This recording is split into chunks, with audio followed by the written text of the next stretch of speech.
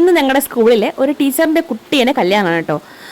മോളുടെ ആണേ. അപ്പോൾ നമ്മൾ ആ കല്യാണം കൂടാൻ വേണ്ടിയിട്ട് പോവാണ്. എല്ലാവർക്കും ക്ഷണം ഉണ്ടാവും. ഞാൻ സത്യത്തിൽ വളരെ ലേറ്റായിട്ട് വന്നെങ്കിലും എനിക്കും കിട്ടി കേട്ടോ ഒരു ക്ഷണം. അപ്പം ഞാൻ മെയിനായിട്ട് പോകാൻ ഉദ്ദേശിച്ചാൽ നമ്മൾ ഛത്തീസ്ഗഡിൽ വന്നിട്ട് ഇവിടുത്തെ കല്യാണമൊക്കെ എങ്ങനെയാണെന്നൊക്കെ എക്സ്പീരിയൻസ് ചെയ്യാമെന്നൊക്കെ പറഞ്ഞു. അപ്പം എൻ്റെ കൂടെ ഉണ്ടായിരുന്ന ടീച്ചേഴ്സ് പറഞ്ഞു, മാം ഇത് കാണണം, നല്ല രസമാണ്, ട്രഡീഷണൽ രീതിയിലുള്ള ഛത്തീസ്ഗഡിലെ നോർത്ത് ഇന്ത്യൻ കല്യാണം കാണണം, നല്ല രസമാണെന്നൊക്കെ പറഞ്ഞ് അതൊക്കെ കാണാമെന്ന് പറഞ്ഞിട്ടാണ് സത്യത്തിൽ ഞാൻ ഇറങ്ങിയത്. പക്ഷേ കല്യാണ സ്ഥലത്ത് എത്തിയപ്പോഴത്തേക്കും വണ്ടർ അടിച്ചു പോയി. അത് ഞാൻ പിന്നെ പറയാം കേട്ടോ.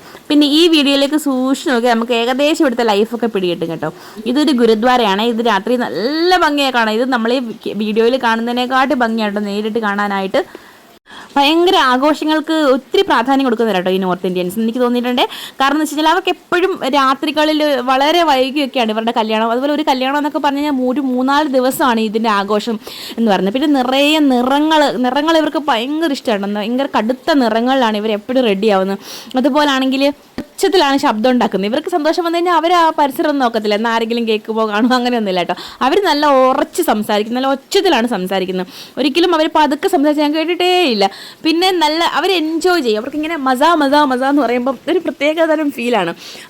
അങ്ങനെ ആഘോഷിക്കാൻ വേണ്ടിയാണ് അവർ ജീവിക്കുന്നത് ചില സമയത്ത് നമുക്ക് തോന്നും. അതുമാതിരിയാണ് ആഘോഷങ്ങൾക്ക് അവർ പ്രാധാന്യം കൊടുക്കുന്നത്. ഞാനും കുറച്ച് മലയാളി ടീച്ചർമാരേ ഉള്ളൂ കേട്ടോ റെഡി ആവാൻ പോലും ലിപ്സ്റ്റിക്ക് പോലും കൊണ്ടുവരാതിരുന്നത്. അവരൊക്കെ അവരുടെ കയ്യിലൊക്കെ എല്ലാവരുടെയും കയ്യിൽ ഓരോ വലിയ മേക്കപ്പ് കിറ്റ് ഉണ്ട്.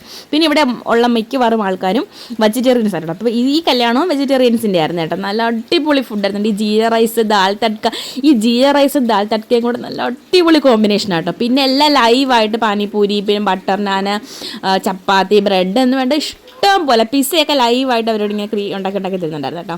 പിന്നെ ഐസ്ക്രീം, ഡെസേർട്ട് എല്ലാം ഉണ്ടായിരുന്നു കേട്ടോ. പിന്നെ കട്ട് ഫ്രൂട്ട്സ്, വെജിറ്റബിൾസ് എല്ലാം നിറയെ വയറ് നിറച്ച് കഴിച്ചു കേട്ടോ. അങ്ങനെ നമ്മൾ ലാസ്റ്റ് ഐസ്ക്രീമിൽ ഒതുക്കാമെന്ന് വെച്ചപ്പം ഐസ്ക്രീം കഴിച്ച് കഴിഞ്ഞപ്പോഴാണ് നമുക്ക് ഫ്രൂട്ട്സ് കഴിക്കണം തോന്നിയത്. അങ്ങനെ കുറച്ച് ബട്ടർ സ്കോച്ചിൻ്റെ ഫ്ലേവർ ആയിരുന്നു കേട്ടോ, നല്ല രസമുണ്ടായിരുന്നു. പിന്നെ കുറച്ച് കട്ട് ഫ്രൂട്ട്സ് ഒക്കെ കഴിച്ചു. എല്ലാ ഫുഡും കുറച്ചായി ട്രൈ ചെയ്തു കേട്ടോ. ഞാൻ എല്ലാം കഴിച്ചു. ഞാൻ ആദ്യമായിട്ടാണ് ഇങ്ങനെ ട്രൈ ചെയ്യുന്നത്. അതായത് എൻ്റെ കൂടെ ഉണ്ടായിരുന്ന കമ്പാനിയൻ സൂപ്പറായിരുന്നു കേട്ടോ. അവൾ ഓടി നടന്ന് എന്നെ കൊണ്ട് എല്ലാം മാം കുറച്ചെടുത്തത് കഴിക്കണം എന്നൊക്കെ പറഞ്ഞിട്ട് അതുകൊണ്ട് എല്ലാം നമുക്ക് ഇന്ന് ടേസ്റ്റ് ചെയ്യാൻ പറ്റി. ഈവൻ പാനിപൂരി വരെയും അവരുടെ ഒതൻറ്റിക് സ്റ്റൈലിൽ ഉണ്ടാക്കുന്നത് കൊണ്ട് നല്ല ടേസ്റ്റ് ആയിരുന്നു. ഇന്ന് കുറേ ഫുഡ് എടുക്കും, ഒരു കൂളറിൻ്റെ ബാക്കി ഫ്രണ്ടിൽ പോയി നിന്ന് ഫുഡ് കഴിക്കും. പിന്നെ ആ പ്ലേറ്റ് കാലിയാക്കും, എന്നിട്ട് വീണ്ടും ഫുഡ് എടുക്കും, കൂളറിൻ്റെ ഫ്രണ്ടിൽ വന്നിരിക്കും. ഇതായിരുന്നു പരിപാടി. പിന്നെ സ്റ്റേജ് അടിപൊളിയായിരുന്നു കേട്ടോ. ഡെക്കറേഷൻ എന്ന് പറയുന്നത് ഇവിടെയാണ് ബ്രൈഡും. ഇപ്പോൾ ഒരു സമയം ഒരു 10-10:15 ആയിട്ടുണ്ട്. ഒരു 10-11 മണിയൊക്കെ ആയപ്പോഴത്തേക്കാണ് കല്യാണം ഇവിടെ നടക്കുന്നത് കേട്ടോ. ഇവിടെ രാത്രിയാണ് കല്യാണം. ഇവിടങ്ങളിലെല്ലാം അങ്ങനെയാണ്.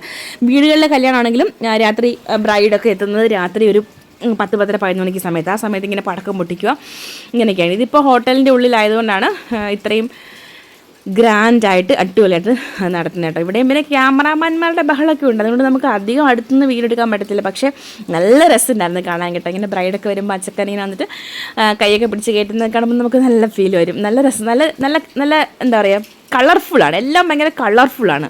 ഈ റെഡ് ഡ്രസ്സൊക്കെ ഇടുമ്പോഴത്തേക്ക് പെണ്ണ് നല്ല സുന്ദരിയായിരുന്നു കേട്ടോ. സത്യം പറഞ്ഞാൽ നല്ല ഉറക്കം വരുന്നുണ്ടായിരുന്നു. ഇനി പാതിരാത്രിക്ക് എന്നാൽ കോൺവെൻറ്റ് കയറ്റുമെന്ന് പോലും അറിഞ്ഞുകൂടായിരുന്നു കേട്ടോ.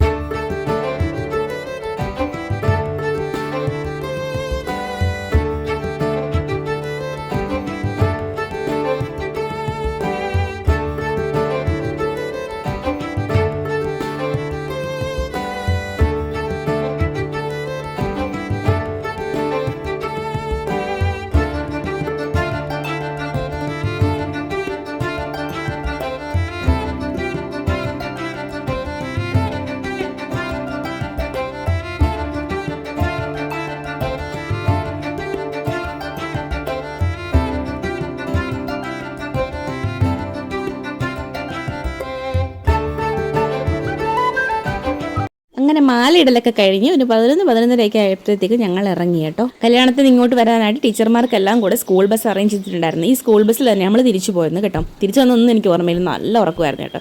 പിന്നെ ഇവരൊക്കെ ഭയങ്കര ഫോട്ടോ ഹോളിക്ക്, ഇവർക്കൊക്കെ എവിടെ സ്പോട്ട് ഉണ്ടല്ലോ അവിടെ എല്ലാം നിന്ന് ഫോട്ടോ എടുക്കണം. ഞാൻ ഇഷ്ടം പോലെ ഫോട്ടോ എടുത്ത് കൊടുത്തു.